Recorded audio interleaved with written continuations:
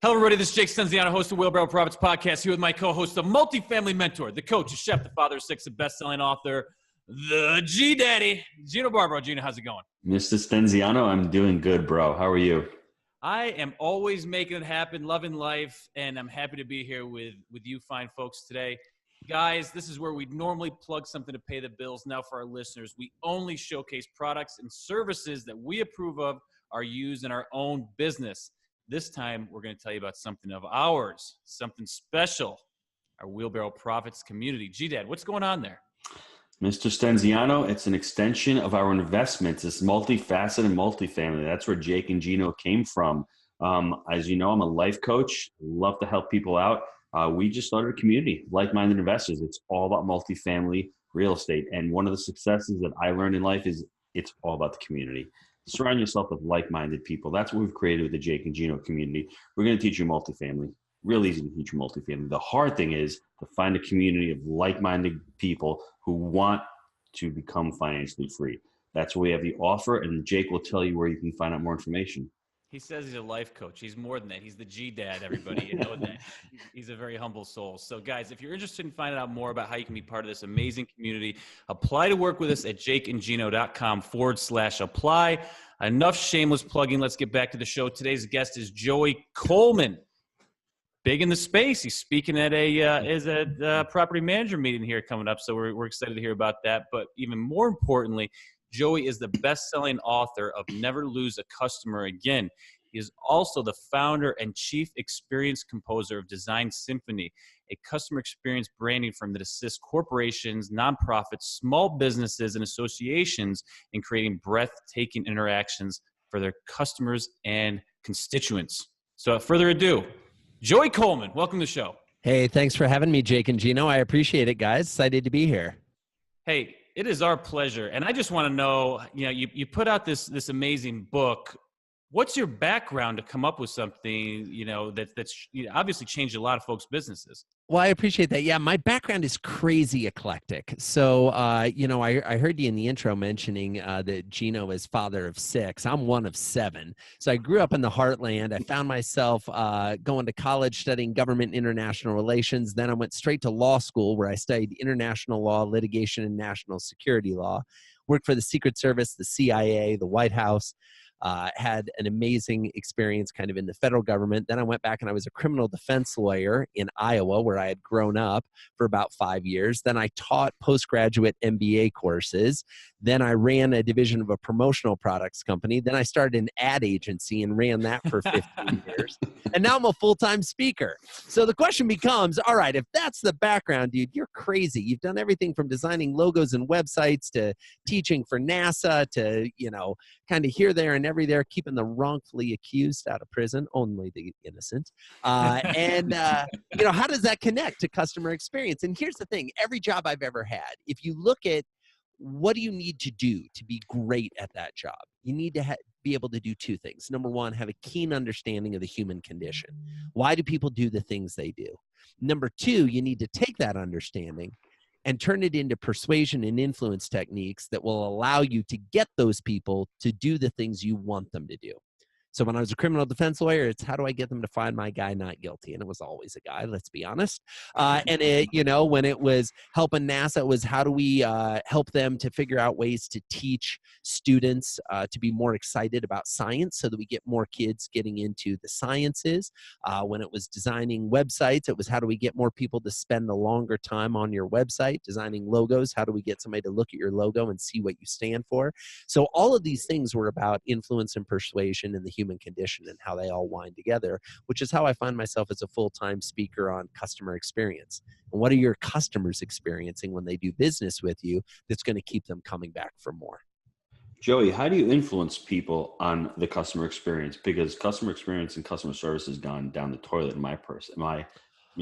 How do you say to somebody? Yeah, I totally agree with you. I mean, I regularly will say, I think the bar for customer experience is lying on the ground. You know what I mean? Like most people go into a transaction, regardless of industry, and they expect the bare minimum. And thankfully, That's what most people deliver them, the Mhm. bare minimum of caring, the bare minimum of consideration. And that's why a business that does commit to focusing on the customer service or the customer experience finds themselves experiencing incredible retention, incredible business growth, new profits, new customers, new possibilities, because the bar is so low. I think the way you influence customers is you come at them and you say, look, my goal here is to not only deliver on what you had, what your goal was, right? Everybody, when they decide to do business with you, they have a goal. They have something they're trying to accomplish. They have a want, they have a need, they have a hope, they have a desire. They're going to buy your product, they're going to sign up for your service. Most businesses think that as long as we deliver on that, we've done enough. Mhm. Well, that's not the world we live in. Like, those are the ante-up stakes to sit down at the table. You got to deliver on that and take into consideration how they feel. Because what we get isn't as important as how we feel. Jake's excited. I gotta jump in here Jake? because Jump in. this is hitting to the gut right now, because everything, I got this thing. I call it my coach's sheet. I'm super old school. At Nice. the top of it, I got my daily to-dos, time block, bang, bang, bang. At the top, though, I have specific things that I'm working on long-term that I want to see happen in the business. One of them that I write down every day is to become the Chick-fil-A of apartments. Now, what does that mean? It goes deeper. This is our blue ocean strategy, and you're hitting at my core right now, because what I see in C and B class apartments is that the lack of customer service, it's awful. These folks are not being taken care of. And the reason I want to become the Chick-fil-A of apartments is because they have a reasonable price and they have a huge demand for what they have. I tried to pull into a Chick-fil-A the other day off a highway, well, a 4-lane, busy road, whatever you want to call it. I couldn't get in because there was 4 cars back just to get in the parking lot. Yeah. The food's good. It's not the best in the world. Here's the thing. The food's real. Yeah. Personally, when it comes to fast food, Chick-fil-A is right near the top, if not it is at the top for me, It's right? the They're best. amazing, Yeah. amazing in terms of the food. But you know where they are in terms of their customer experience? They're beyond the top. They're Yes. the one everybody's talking about in the space. Why? There's a couple reasons. Number one, you roll into a Chick-fil-A, they care. Yep. And they care immediately. Why? Because they have employees out in that line taking your order so that the line moves faster, right? So they're not waiting for you to get up to the little call box where sounds like that, and the person inside's going, wait, what'd you order? Right? They've got a human being out there with a menu that they can hand you in your car in case you don't know, if you're not a regular, you don't know exactly. And no one needs that, because they're all, no one's, right? no one's Most of the people that are there regulars, right? But they're prepared in case you are a first timer. They want to take care of you. They want that first time experience to be as great as the veteran experience. They're going to take your order. They're referring you by name. They're fun, they're cheery, they're pleasant. I don't know about you. I spend enough time on the road that I find myself at other fast food restaurants from time to time. They could care less. It's transactional. They want to process, they want to get you through the line and move on, and they seem like they're annoyed. You almost feel sleazy when you left the place. You do. Whereas Chick-fil-A, there have been times where I've thought to myself, if I was hiring for my business, I would ask you to get out of the drive-through window and climb in my car, and we'll drive to my office right now, and you'll start working, because they do an incredible job. I had an experience, not to get too much about Chick-fil-A, but it No, that's what this is all about. This is going to add point. more value than anything to anyone that we could ever possibly do. My family travels with me about 70% of the time. I spend about 2.5 weeks out of every month on the road. Okay. So I live on the road, giving speeches, doing workshops. And we were on the road, and we were in a little town in Nebraska that had a Chick-fil-A. So we came off the highway and we drove into the town. We didn't take the easy, spots that were right on the edge of the highway. We were like, no, we don't want to stop there. We want to go to the Chick-fil-A in town. We come into the Chick-fil-A in town. They've got a park for the kids to play in inside the Chick-fil-A. I've got a 5-year-old and a 3-year-old. My boys are going bonkers. We're on a long road trip. I'm like, get in there and burn some energy, boys, and they're running around. They're having fun. We're getting the order. And as we're leaving, a guy comes over now, and I know what's going on, but my son, he comes over and he says to my sons, he goes, boys, thanks so much for coming to Chick-fil-A and making sure all of our playground equipment was working well today. And my boys are like, oh, we loved it. Thanks so much for having the equipment. They're chatting it up. My son, my 5-year-old, luckily, he skews a little more extroverted. He's like, oh, my name's Lachlan. The guy introduces himself. And of course, my son, without missing a beat, he's like, so what do you do here? He's like chatting the guy up, right? The guy says, well, I'm actually the owner. And I turned to my son and I said, do you know why we know who's the owner, Lachlan? And Lachlan looks at me and he's like, no, Daddy. I said, because he's making sure to say hi to every customer. My son says, "That's how you never lose a customer again." I was like, "Oh, the branding is working, kids. The branding is working." So long story short, yeah, you can tell businesses where the owners and where the management care. Why? Because the employees care. I'm a firm believer you cannot deliver a remarkable customer experience, and you cannot ask your employees to deliver a remarkable customer experience unless they know what a remarkable experience is. And as Gino mentioned, we're living in an era where the bar for customer experience is lying on the ground. Most people don't even have a context for this. They don't know what it means to deliver something special, to deliver a feeling, an experience that is so far beyond the expectation, that is so deeply immersed in surprise and delight that it becomes something they want to tell everybody they know about. Can you name a couple of the companies that come to mind, and so people can get an idea of, oh, wow, I can go watch them, I can mirror them, I can get some ideas from them? Yeah, so here, another quick story, if I may, which will answer this. So I had the chance to do a workshop for a company, and I met with the CEO, and he says, "Joey, we want first-class service. We want Ritz-Carlton service. We want white glove service." I said, "Okay, great." So we get together with his whole team, and he introduces me. He says the same thing in the introduction. I said, "Before we start our workshop today, I've got a couple questions. I want all the employees." I said, "I'm going to ask you a question. If the answer is true and this applies to you, go ahead and raise your hand. If it's not, don't raise your hand." Okay, everybody understands the rules. I said, "Great. How many of you have flown first class?" The CEO raises his hand. The CFO raises his hand. There's 100 employees in the room. No one else raises their hand. I said, "Okay, next question. How many of you have ever spent the night at a Ritz-Carlton?" CEO raises his hand. CFO puts his hand down. No one else raises their hand. I said, "Last question. How many of you have ever been to a meal where the waiters delivered the food wearing white gloves?" Even the CEO puts his hand down. Now, no hands are up. I turned to the CEO. I said, "It's really difficult to ask our employees to deliver a Ritz-Carlton first-class white glove service experience when they have no personal experience of what we're even talking about."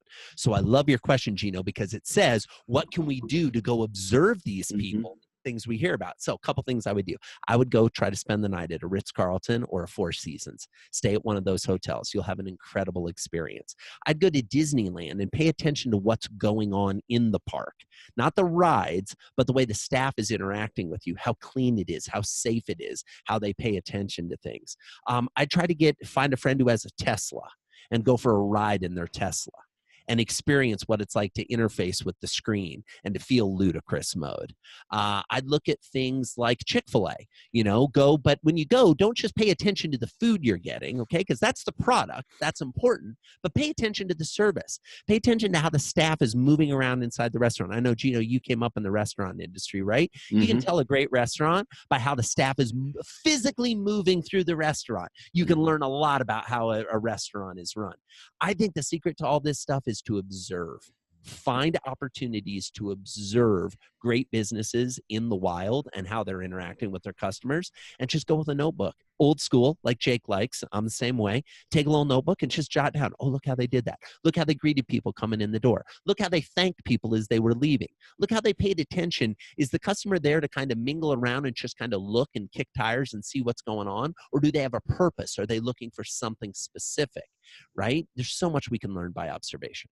I love that. I want to dive into the 8 customer journeys from assess all the way to advocate, because this will give everybody a freaking roadmap on how to actually deliver what Joey's talking about and have raving fans, which is what we all want, but we have to start at the very beginning and work our way through. So I'm going to let Joey speak for a couple minutes here, guys, because just turn up the volume, because this is vital. I'm telling you, this will revolutionize your business. Awesome. So I believe that the customer journey is something that most businesses are not paying attention to. And I think every customer has the potential to travel through 8 phases in those journey. I'm going to describe each of the phases, numbered 1 to 8. Each one starts with a letter A. And the idea behind this is if you deliver on all of these, your customers are going to be giving you straight A's, okay? Because you're doing a great job in every phase. Phase 1, assess.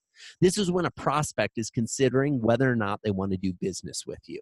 In common parlance, we refer to this as marketing and sales, right? They're kind of learning who you are. The secret here is to preview the type of feeling and experience they're going to have when they actually decide to buy your product or sign up with your service. Show them what it's going to be like when they're a customer. Okay, don't treat them like a prospect, treat them like a customer from day one. We then go to phase 2, admit. Okay, this is when the first 100 days process starts. Now, we'll come back after I talk about the phases and talk about the importance of the first 100 days. But day 1 starts at admit. This is when the prospect acknowledges that they have a problem or a need or a want, and they believe that you can help them. Okay, this is where they sign on the dotted line, they sign the contract, they hand over their hard-earned cash, they transition from being a prospect to being a customer. Almost immediately after that happens, we go into phase 3, okay, the affirm stage, buyer's remorse. Okay, all the brain science shows us, as soon as we make a purchase, our brain floods with dopamine. We feel joy, euphoria, and excitement. This is going to be the product that's the answer to my dreams. This is going to be the service that delivers unlike any other. But almost as quickly as that dopamine floods our brain, it starts to recede. And when the dopamine goes away, those feelings of joy, euphoria, and excitement are replaced by feelings of fear and doubt and uncertainty. What if this product doesn't work out the way it was advertised? What if this service I signed up with, what if these guys don't actually deliver? Am I going to be able to get my money back? Almost everybody in business has heard of buyer's remorse, yet there are very few businesses that have a system and a process in place to directly address it. If you can get them through buyer's remorse, we move to the next phase, phase 4, activate. This is where the relationship officially kicks off. Things start to happen. They receive the product and they start to use it. You start to deliver on the service, whatever it may be in your industry. I call this activate because I want you to energize the relationship, right? I want you to let them know that doing business with you is going to be unlike any other business interaction they've ever had. Now, let's be candid. Most businesses are actually pretty good at this, right? They started to pay attention to their unboxing experience, or they have a good kickoff meeting, but then they kind of go on autopilot and they quit paying attention, which takes us to phase 5, acclimate.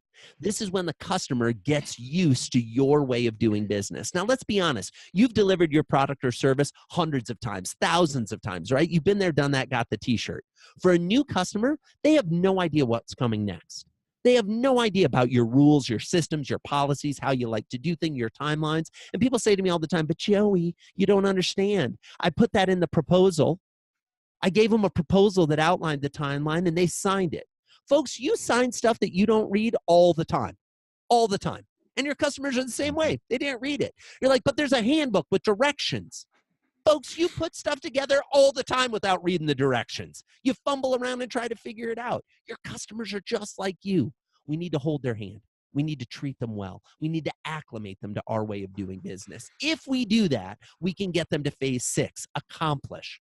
This is when the customer achieves the goal they had when they originally decided to do business with you. As we talked about earlier on the show, anytime somebody buys a product or a service, they have an end goal in mind.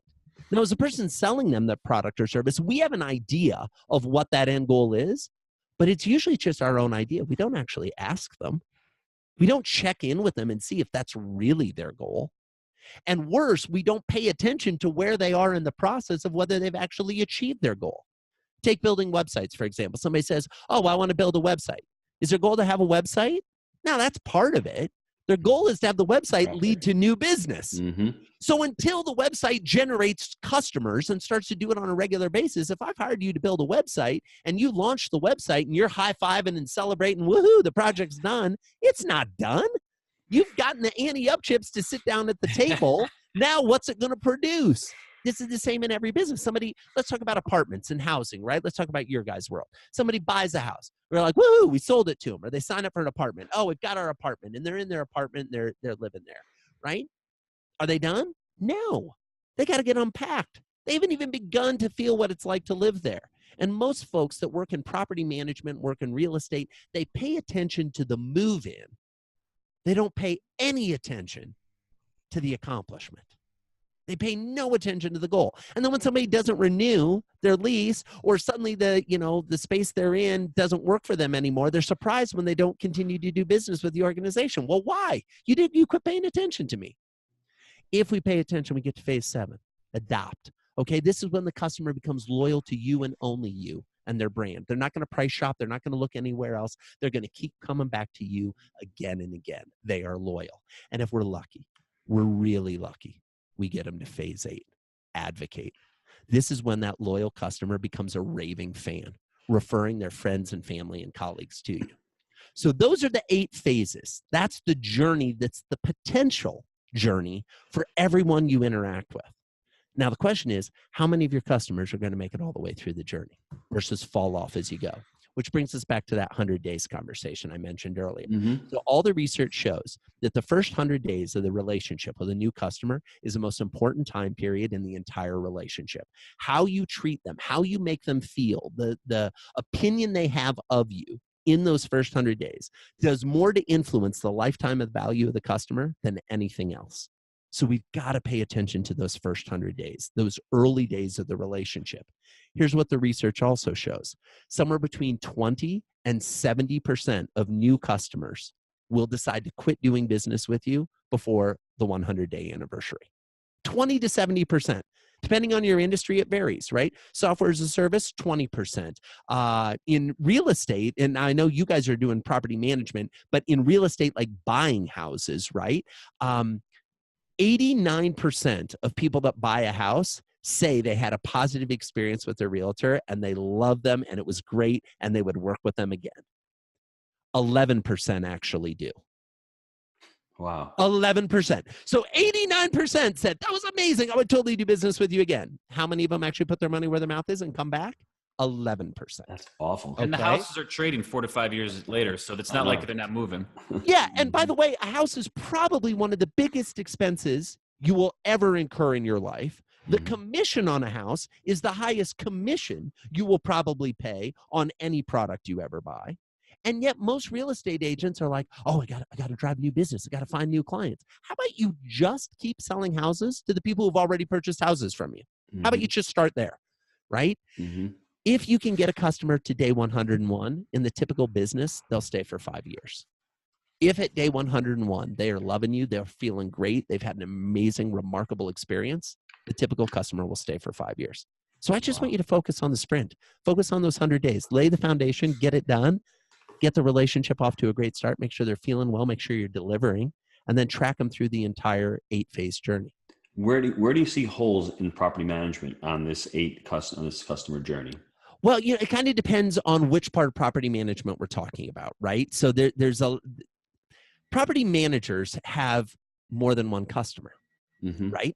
So property managers have the customer of the person that owns the building or owns the house that they're managing. And then they also have the end user who's actually living in the apartment or living in the building or the tenant or whatever it may be. The problem is they usually only pay attention to one of those.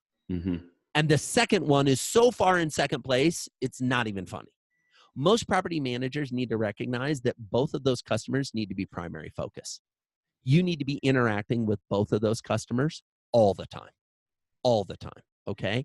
And letting them know how things are going and checking in and making sure that they're feeling good about it. Couple holes I see. Number one, I think many property managements pay attention to the tenants early on when they sign in. I live in a house that I rent right now, okay? And when I moved into this house about 3 months ago, you start to figure things out. Like there's the things you find on day 1 or day 2, and then you have no problem calling the landlord or the property manager and saying, hey, this isn't working. What about the stuff that went wrong in month 4? Now, usually, most tenants will just go, I'll just deal with it. Or, maybe I'll fix it myself. Yep. And now I'm irritated at the property manager that I'm having to deal with this problem. Now, mind you, I haven't told the property manager that it is a problem. That doesn't matter. What matters is how I feel about it. I'm like, well, our landlord, our property manager, they're not very responsive. Well, have you called them? Well, no, but they should know that there's a leak under the sink. They should be able to know that. They should know that, this door didn't close fully. And now that I'm living here and I'm realizing it, it's annoying me and I want to replace the handle. So I go out to Home Depot and do it myself. Now I'm feeling like they haven't delivered a remarkable experience when the reality is they didn't even know. I love this because we're creating customer journeys through our CRM. 90 days out, I want to have another touch point. 90 days out, send an email to them saying, hey, hope everything's okay. Maybe if you check the pool out, we have these great amenities here. We want to know if everything's going okay. Let us know if there's any problems. Just that little touch point there, I think will differentiate us. So we don't have that yet. We're working towards that. And, when you have 30 units, it's one thing. But now that we manage 1,000 units, it's time to automate that experience because you're having different people on and having that system and having it systematized. Doesn't only fall on the property manager to actually, let me put a little sticky note. They moved in. Let me give them a call 30 days later. No, there should be an automated email going out. So it's really exciting, dude. Jake, absolutely. Are you jumping over there at the bit? I can see you chomping at the bit there a little bit, bro. Yeah, I just started writing my questions down because I didn't want to cut him off. He was rapping over there. I didn't want to slow his flow. You're kind. One question that really came up is in phase 7, what does good look like in the pay attention phase for a property manager? So the person's moved in, they're, at a certain point, a couple months down the road in the lease, what would a good pay attention strategy be for, cause again, the listeners here are 90% multifamily. What do you think a good best practice would be or a good pay attention sort of strategy for property managers? Well, if I may, let me take it at the 35,000 foot strategy level and then come down and get tactical. So sure. Here's the thought on the strategy level. Most property managers, now not the folks that listen to your show, right? But most property managers don't understand the difference between customer service and customer experience. Okay. Customer service is reactive. There's a problem. I respond to it. I deliver customer service. I make your life better. Customer experience is proactive. It's me anticipating what you want and what you need before you even ask for it. Okay. I think most property managers spend all their time in customer service. Mm-hmm. They spend all their time waiting for the phone to ring. Oh, there's a problem. Oh, there's a leak. Oh, you need something. Oh, I'll come over and do it. Instead of proactively working to make sure everything's working right. Okay, instead of proactively thinking about the experience. Now, let me take the example you gave, Gino, about have you used the pool yet? Okay, somebody moves in October or November. Now, depending on where the building's located, right? I know you guys have got listeners all over the world, but if they move in an environment where it's winter season, they probably haven't used the pool, right? Because it's closed. Now, you can send them an email that says, "Hey, the pool is opened," and hope that they go use the pool, and maybe they will, and maybe they won't. But if this is one of the key amenities that you're focused on, and from your own research and the way you run your property, that if I get them to use the pool more than 5 times this summer, the likelihood of them renewing their lease and staying another year is significantly higher. I want to do something else to get them to the pool other than send an email. So what I would do is the week after the pool opens, I would go around as the property manager and knock on doors. And I would knock on doors and I'd say, "Hey, I just want to stop by and give you a little gift." And I'd give them 2 towels. And I would say, "These are for you to use at the pool, but you can also keep them here in your house." And if I really wanted to surprise them, I'd have those towels embroidered with their family's name on them, so that if they leave the towel at the pool, we know how to get it back to them, right? And moral of the story is now I'm going, well, wow, this is so, I feel guilty. We should go down to the pool, honey. Don't you think? We should go try that out. Now you've given them a reason to do it. You've connected it to an actual physical artifact, a touch point, a talisman. That way, every time they're in their house, in their linen closet, and they touch that towel, they remember the property manager, they remember the amenity of the space they're in, and it dramatically increases the likelihood they'll go to the pool. Oh, and by the way, why do people continue to renew? They continue to renew if they use your product. Your product as a property manager are the amenities of your product. And I've run into way too many property managers who are like, well, we really don't want that many people in the pool. Geez, it'll get crowded. Then we got extra cleaning, blah, blah, blah. It's like, you have a damn pool. That might be the reason they decided to live in this building. That should be a distinguishing factor of your business, not something. And I see way too many property managers, and again, not anybody who listens to this show, who actually get annoyed when the tenants use the amenities. And it's like, seriously? That's why they came there. That's why they signed up. You should want the amenities to be getting used. You should constantly be building them in. And I because I get so much time to travel, I stay in Airbnbs. I stay in places. So I see a lot of different apartment buildings. There's a place I stayed in recently in San Diego that has probably the most impressive lobby of an apartment building I've ever been. This lobby is like world class. It's like being in, Grand Central Station or, in Paris, I mean, it's beautiful. It's sculpted. There's nobody in there. There's all these little couches, but there's nobody in there.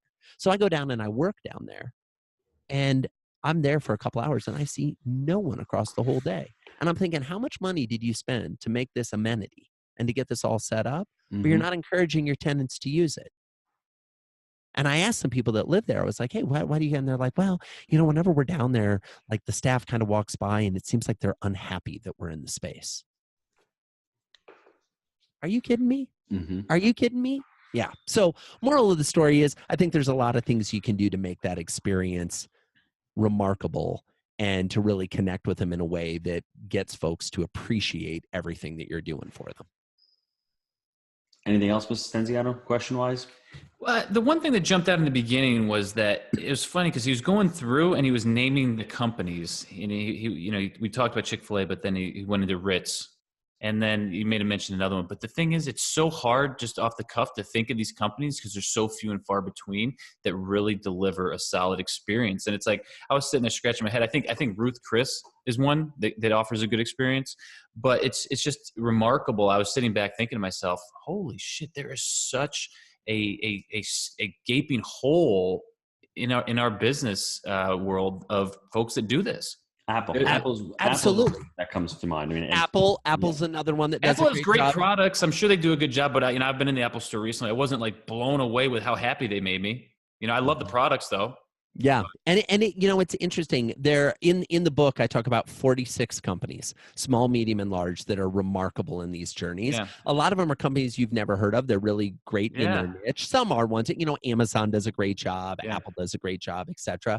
But I think to me, it proves the point that there's a real opportunity for every business. Now, here's the interesting thing. If I asked you to list out all the brands you've had a negative experience with, this would have to be a 17-hour show, and then at the end, we'd be like, we didn't have enough time to cover everything. We'll have to have you back for another episode. You know what I mean? So the moral of the story is, as Gino said early on, the bar's lying on the ground. There's so much opportunity. This stuff isn't rocket science. It's really probably why most people got into business in the first place. They got into business to serve other human beings. And my hope is that people who, check out the book or hear me give a speech kind of reconnect to why they originally got into business. And it gives them a little extra step, a little spring in their step. It gives them a little extra excitement about their work, because then, by the way, when you bring that to your job, your customers notice that, and then they're a little extra excited, and then they want to tell their friends to come get a little bit of that energy or that juju from you, right? They're feeling good, and it just perpetuates itself in a cycle. I have a question from property manager here, Jake. Let me give this. There's 3 questions that I think are great. First one is, I struggle with verbalizing how to be an outstanding customer experience employee, but I know when I see it. What general behaviors do you advise your staff to use to be extraordinary? So to make sure I understand the question, Gino, are they saying that they struggle to do the things that, is this a manager saying I struggle to find the employees? No, I think she struggled with verbalizing how to be an outstanding customer experience employee. To the employees. How to teach her employees to do this. Yes. Okay. So this is going to sound contrarian, but that's kind of what I'm known for. Okay. Moral of the story is, how is she modeling that experience for the employee experience? Right? So if she's saying deliver Ritz-Carlton experience, has she made sure that her employees have stayed at the Ritz? Going back to that story I originally told you about, the CEO says to me, so how do we solve this, Joey? I said, here's what we're going to do. Now, I said the CFO is going to get really anxious, but this program is going to pay for itself in under a year with new business and retained business. Number 1, every employee in the room, on the anniversary of your being an employee at this company, you and your significant other get a weekend at the Ritz paid for by the company. People start clapping. The idea of this led to people in the room clapping. Like, it's not even implemented, and they're already getting excited. CFO's like, oh, man, this is going to cost us so much money. I said, when you travel for business once a year, because you guys all book coach flights, right? And all the sales team's like, yeah, we fly coach. I was like, once a year, you get to fly first class. Everybody starts clapping again. They're feeling good. And I said, and instead of having the company holiday party, we're going to have a company dinner. And it's going to be delivered by waiters wearing white gloves. It's going to be a full 5-course, 7-course meal. It's going to be amazing. Okay. And all the employees are all excited. But here's the thing. after you have your weekend at the Ritz, after you have your first class flight, after you have the amazing employee dinner, you have to come back and do a 10-minute report to everybody on your team on what you observed and what you learned and how you can take things that you saw at the Ritz or on the airplane in first class or at that dinner and analogously apply them to our business. What is the analogy to our business of how we can implement? So it becomes learning. So what I would do for a property manager is I'd figure out a way to deliver some remarkable experiences for my employees, make it part of their training, have them turn around and train back their colleagues about what they learned from it. And now you've got habits and now you've got ways to do this. I'd also do little tests and have rewards, right? Most humans work well with rewards. I have a buddy who books out a hotel for an annual event every year. So he finds a hotel with 150 rooms. He goes to the hotel and he says, we're booking all the rooms for a week. Now, hotels love him, right? It's a high-end event. These are high-end hotels. But he recently told me one of the tests that he does to see, he goes and he scouts about a dozen hotels before he decides on which one. One of the tests he does is he gets a cup of coffee in the morning and he drinks it. And then he goes and he finds a place in the hotel and he sets the coffee cup down, or the little paper coffee cup.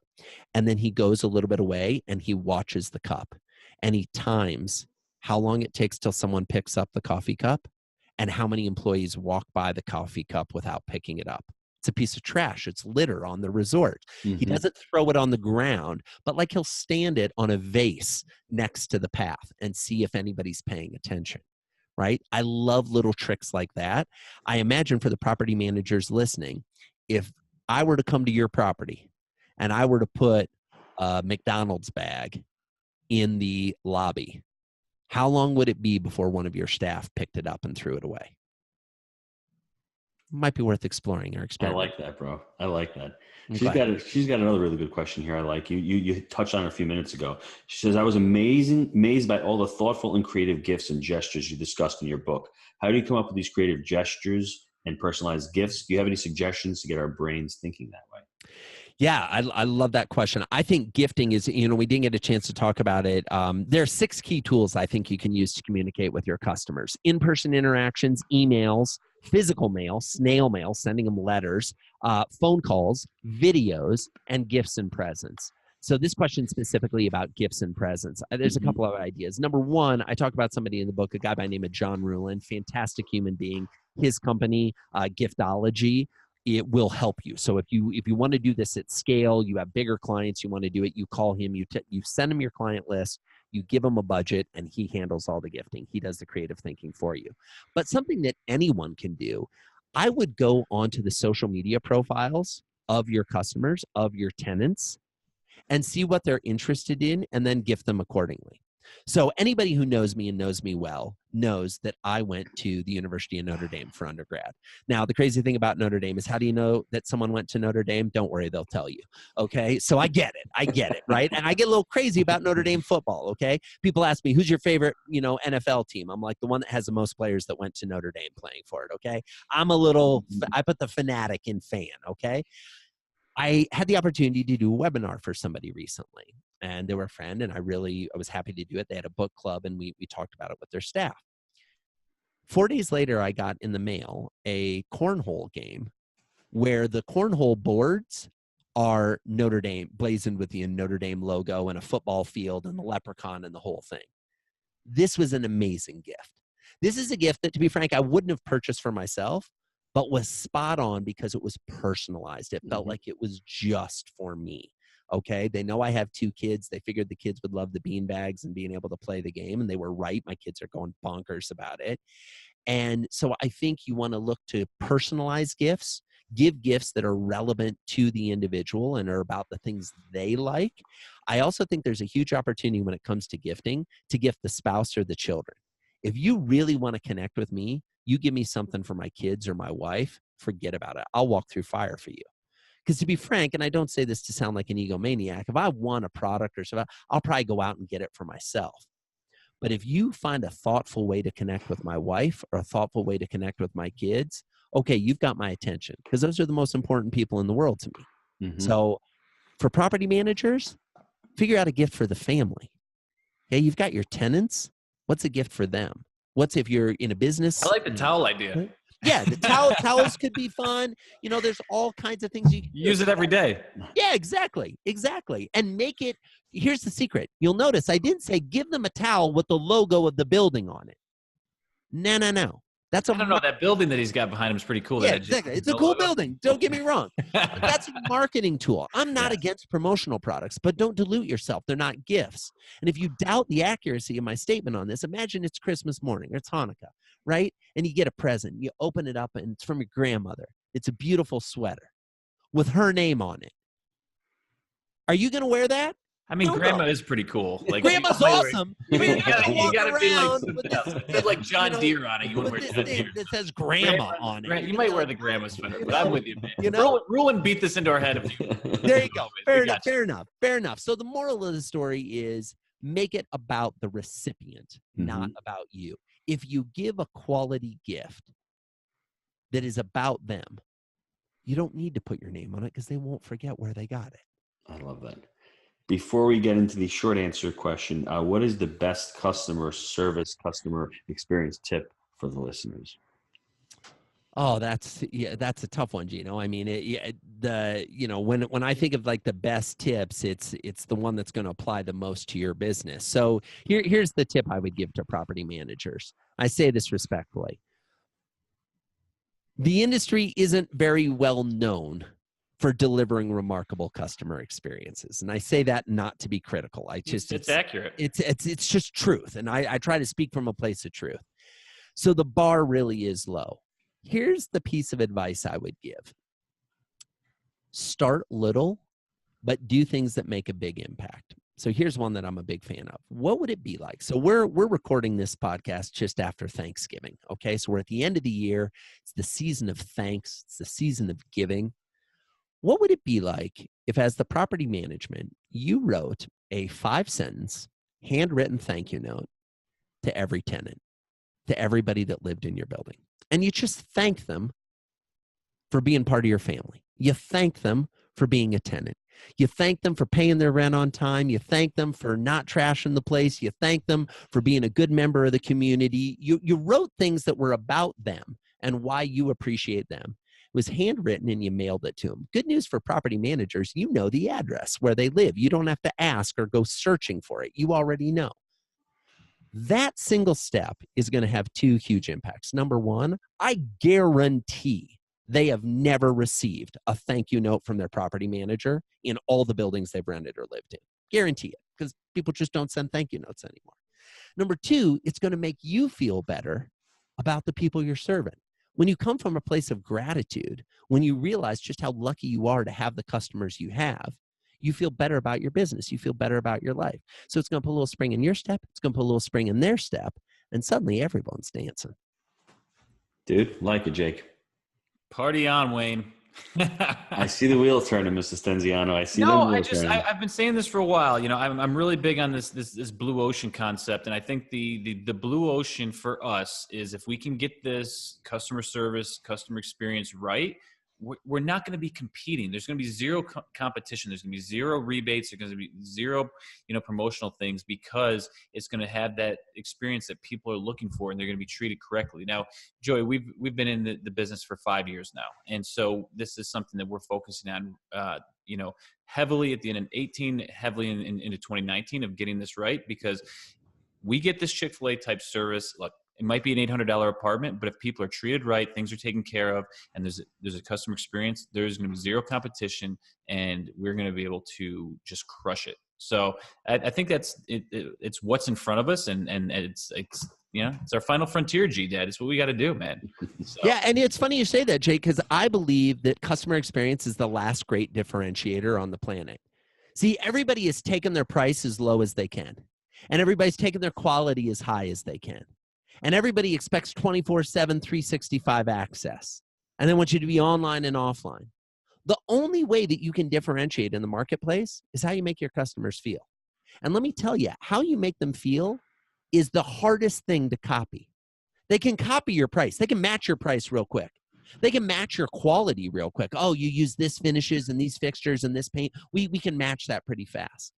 They can't match the fact that you know the tenant's name, and when they walk through the space, you call them by name. Okay. They can't match how they feel when you go out of your way and you say, you know, it's the holidays, you got a bunch of packages. Why don't I carry these up to your apartment for you instead of you schlepping them up by yourself? Or they see you pull in and they know you've got a bunch of groceries they're unloading, and the front desk person jumps out, or the property manager happens to be in the garage working and says, you know, I see you're unloading a bunch of groceries. Why don't I grab a couple? I'll take them up to your place with you. Give you a hand. Human nature, being decent, being kind, being generous. Those are the things that when it comes time, when they see the ad for the other apartment, or they see the ad for the other place, and they're like, oh, look, honey, we could save $50 a month. That somebody in the family goes, yeah, but Screw that. we wouldn't have we wouldn't have don't know what somebody you're helping gonna us with get. our groceries. Yeah. We wouldn't, you know, this is family. We're not leaving our family. This is where we live. These are the Yeah. people who take care of us. This is our community. So, Joey, what's your on the personal growth side of things? What's your best habit for success?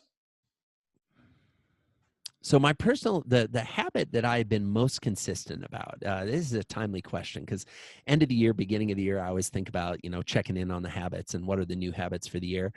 There's a buddy of mine, two buddies of mine, UJ Ramdas and Alex Icon created this thing called the 5-Minute Journal.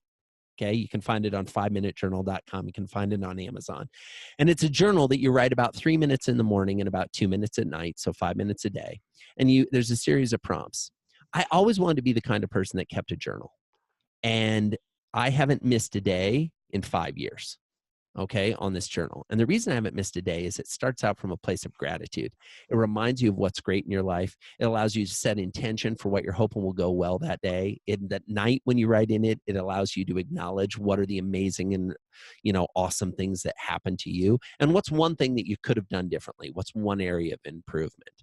I think regular commitment to something like that, a regular commitment to gratitude, a regular commitment to tracking kind of what you're doing. It's kind of like when you held up the sheet, right? Here's my plan. Here's my goals. These are the things I want in front of me every day. My 5-minute journal sits next to my nightstand. I write in it before I get out of bed. I write in it the first thing when I get into bed at night, right?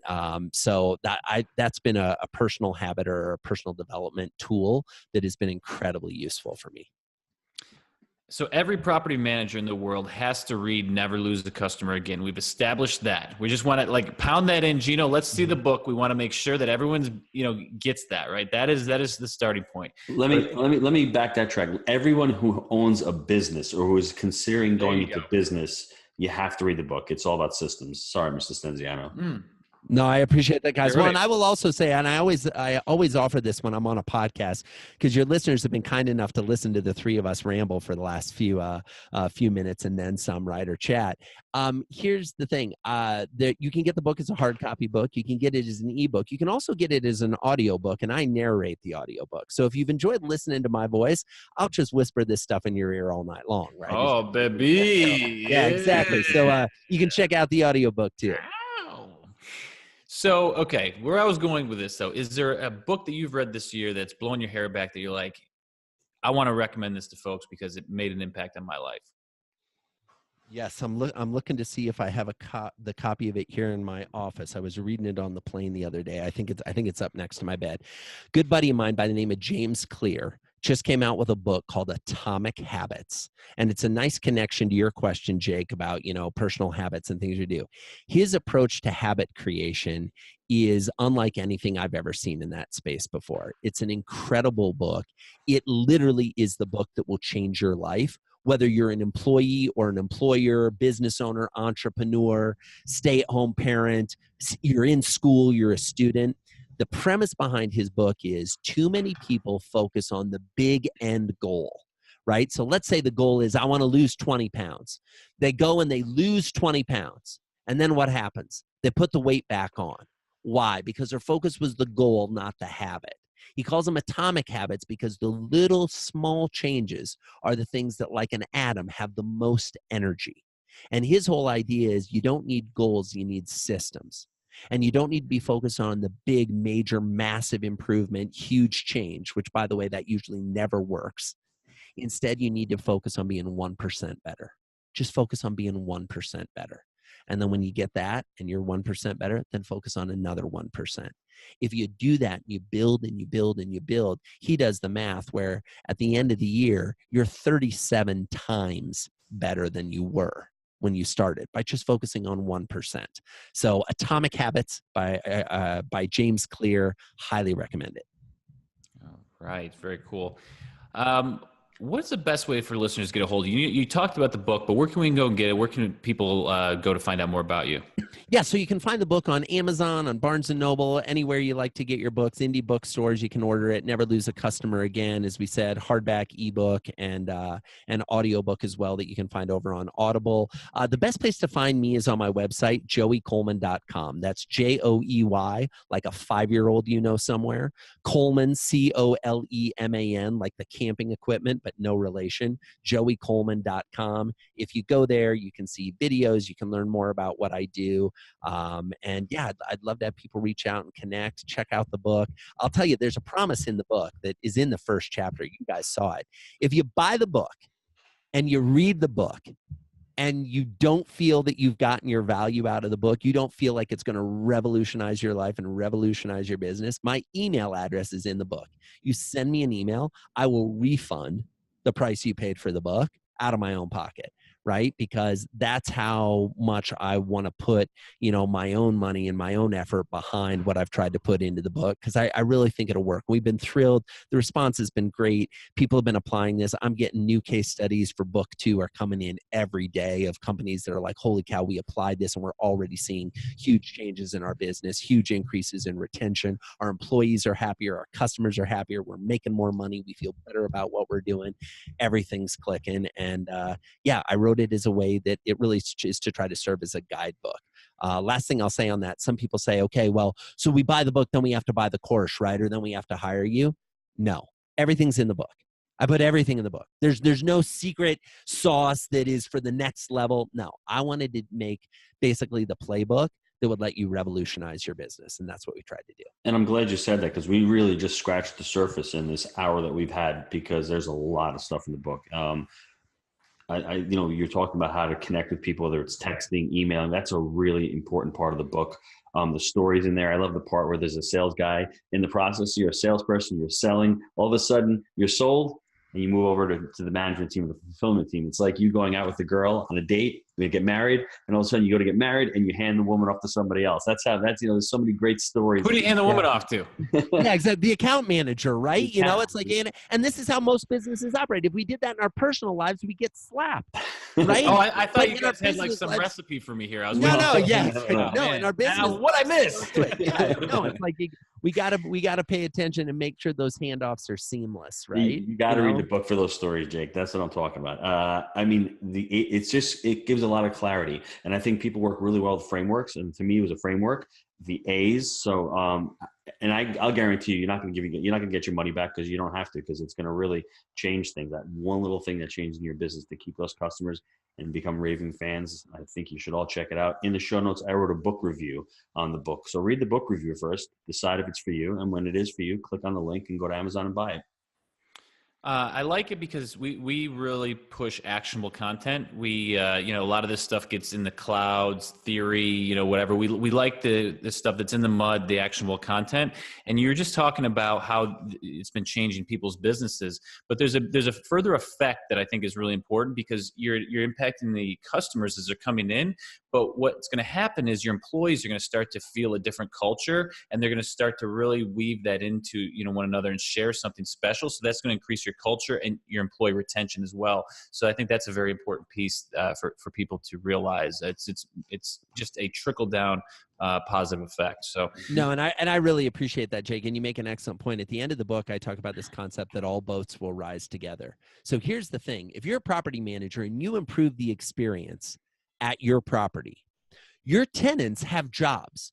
They'll go to their offices and they'll go, I get a better experience at home than I get here. We need to up the experience here at work. Well, their job has customers too that will then come and they'll experience it. I believe what's going to move the bar on customer experience is every industry working on this. And then that's who we compare to, right? So if I start to compare my experience at the restaurant to the experience I have at home in my building, and the restaurant isn't living up to the standard, I'm going to call on the restaurant to do more. I'm going to quit doing business there, and the restaurant's going to go out of business. So all the boats will start to rise together. Mm-hmm. Bling, bling. I love it. Guys, that's all I got. G-Dad, anything else? No, I just want to thank Joey for coming on, spending this time with us. And once again, you know where to find it. Don't waste any more time like I did. I had one restaurant. We've got 1,000 units in 5 years. I would have had more restaurants if I found it sooner. And just go buy the book. That's all I have to say. Thanks a lot. Make it happen from the G-Dad. Just get it done. Thanks, guys. I really appreciate having me on the show. Thanks to everybody who listened in. Appreciate your support. And if you have any questions or anything, like I said, just reach out to me. Go to the website, send messages. I read all the emails. I respond to them. Would love to hear what people think of the book. And hopefully you have a great job implementing the kind of remarkable experiences in the first 100 days that'll keep your tenants coming back again and again and staying long-term so you can grow your business. Thanks, guys. Thanks, Joey. Thanks.